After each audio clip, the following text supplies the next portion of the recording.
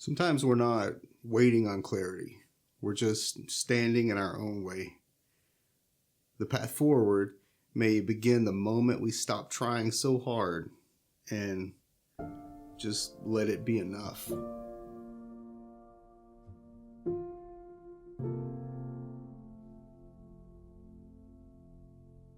We all have something that we care about deeply. A project, a relationship, hope for who we want to be. And because we care, we often try hard. We give our best energy, our most careful thoughts. We refine and revise, hoping to get it just right. But what happens when trying becomes the tension? What begins as genuine effort can quietly slip into self-sabotage. We overplan, overcorrect, and overthink. Not because we're wrong or lazy, but because we're afraid of releasing something that's imperfect. It doesn't feel like fear. Not really. It feels like responsibility. It feels wise. But if we're honest, it's exhausting. There's a line between excellence and obsession, and we don't always know when we've crossed it. What I've learned is that self-awareness doesn't just mean noticing our strengths or struggles. It means recognizing when our desire to improve is no longer serving growth, when it's actually keeping us stuck. Because sometimes the best thing we can do for what we care about is to stop hovering over it. Not abandon it, but give it room to breathe. The problem often isn't the task in front of us, it's the way we grip so tightly. So what if clarity doesn't always come by pushing harder? What if it comes by letting go? What's one area of your life where effort has turned into tension? And could loosening your grip be the first act of trust?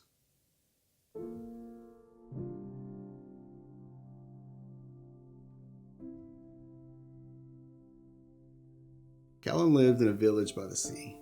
It was a quiet place where the wind carried the scent of salt, and waves whispered stories only the patient could hear. Callen was a scribe, not the kind that copied other people's words, but the kind that wrestled with his own. And each morning, he walked out to a crooked old wooden bench overlooking the shore, carrying an old pen and a leather-bound journal that had seen way too many revisions. And he'd sit for hours, scratching through sentences, redrawing paragraphs, rewriting the same chapters he had written just the week before. He'd been working on a book for 17 years. The villagers, they all knew him. Some admired that devotion, while others just pitied it. But no one had read a single page. "It's not ready," he'd say, closing the book gently whenever they asked. Well, one morning, a little girl named Isla approached with a jar in hand. It was filled with pieces of sea glass, worn smooth by time and tide. "Why do you cross out so much?" she asked, peering over his shoulder. Callen chuckled softly. "Because it has to be right." She tilted her jar so it caught the sunlight and the colors exploded. "Sea glass isn't right. It's just found." He looked down at the page beneath his hand, a paragraph with 5 lines scratched out already. And he looked up again at her jar, soft green and frosted white, cobalt blue, even a rare red. "Would you like to try writing something?" he asked, handing her a blank page. Well, she didn't hesitate. She didn't plan. She just wrote. Her words were crooked, too large for the lines, and full of wonder. She wrote like someone who didn't know yet that the words could disappoint. And Callen started to weep. Not because her story was better, but because it was free. And the next day, he brought 2 journals, one for the polished lines, and one for whatever poured out unfiltered. The second one grew very heavy. He never finished the book. He never finished it the way he imagined. But in the years to come, long after he had passed away, the village began reading the pages of the second journal, passed from hand to hand. And it wasn't perfect, but it was enough. When was the last time you let something be seen before it was perfect?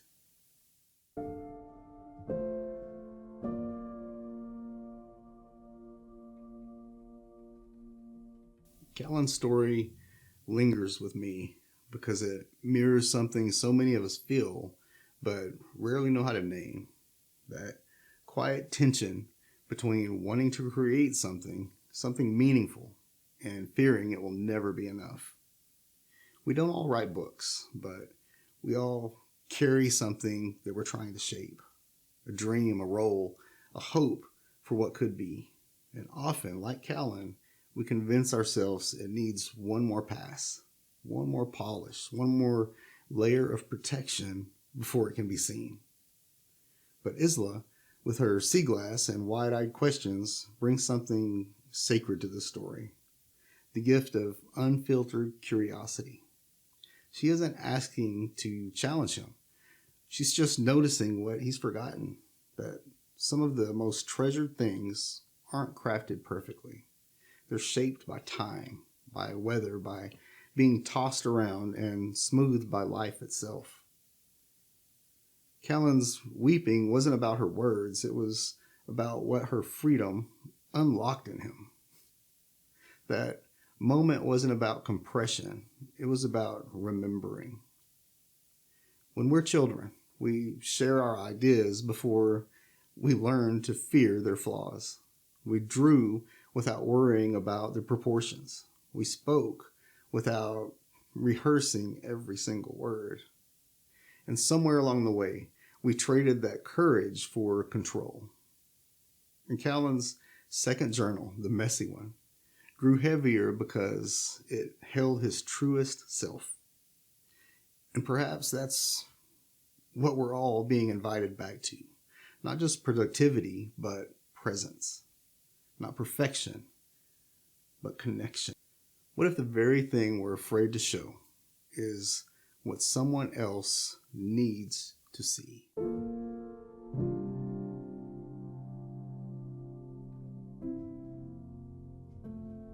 There are seasons in my life where I've been more editor than participant. Times when I'd rather tinker with an idea than share it. I've recorded the same video 15 times before. I've rewritten an email until it lost its warmth and meaning. I've hesitated to send a message, not because it was wrong, but because it wasn't perfect. And truthfully, I missed a lot in those moments. I missed the chance to connect, the chance to be seen, the chance to grow by doing. When we hold ourselves to a version of perfection that no one else expects, we often rob others of the gift of our real presence. We forget that the people we admire, creators, leaders, friends, are not flawless. We admire them because they show up anyway. There's a moment I return to often that I was sitting on the couch, staring at a project I'd worked on for months. Every time I opened it, I found something wrong with it. Eventually, I realized it wasn't the project that was the problem. It was my fear of being seen as unfinished. But that fear only had power when I fed it. That day, I hit publish. And while it didn't go viral, it did something better. It reached someone, one person. And that was enough. What are you holding back? Not because it's wrong, but because it's real.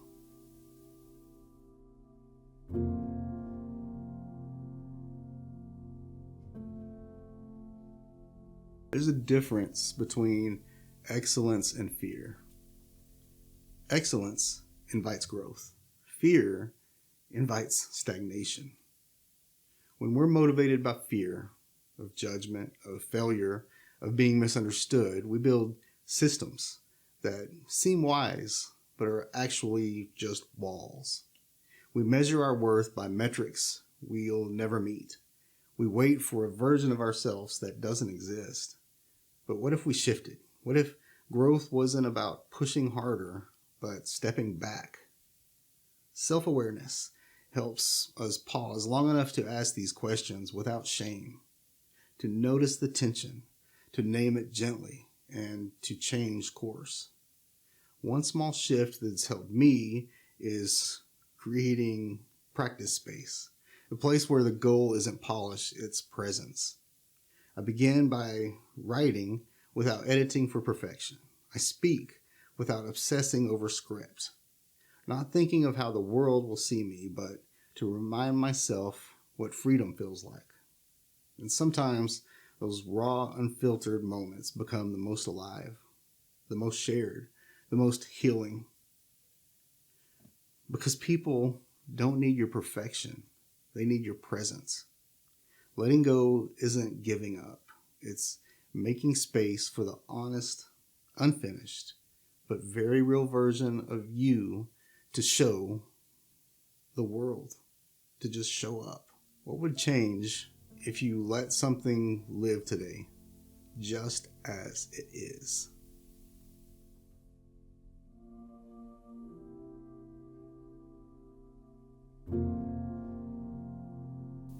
If you're like me, you've likely spent more time than anyone realizes trying, fixing, crafting, refining.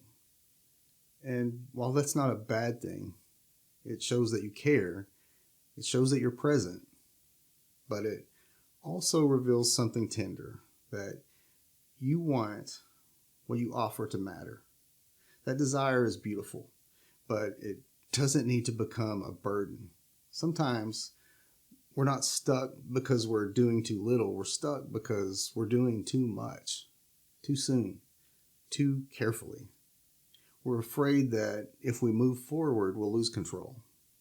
That if we release something messy, it will reflect poorly on us. But you're not alone. I do see you. I'm with you. Not the curated version, not the one still editing, but the you that's here now. Tired, hopeful, wanting to move forward, but unsure how. Maybe no one ever told you this clearly, but your voice, as it is today, still has value. Your effort, even when incomplete, still has meaning. And your presence, raw, real, reaching, is already a gift. You don't have to conquer every fear before you act. You don't have to silence every doubt before you speak. You don't have to know the ending before you take the next step. The invitation isn't to be flawless, it's to be faithful. Faithful to the truth inside you. Faithful to the process that has already shaped you. Faithful to the part of you that still believes something good can come from this. Sometimes the most courageous thing you can do is allow yourself to begin again. This time with gentleness. So take a walk without your plans. Speak without your script. Press record even if your lighting isn't perfect. Share what you've written even if the grammar isn't quite right. Let someone in. Let someone help. You are not falling behind. You are not too late. You are in the process. And the process is holy. What would happen if, for once, you stopped waiting for the perfect version of yourself and simply let the present one be seen?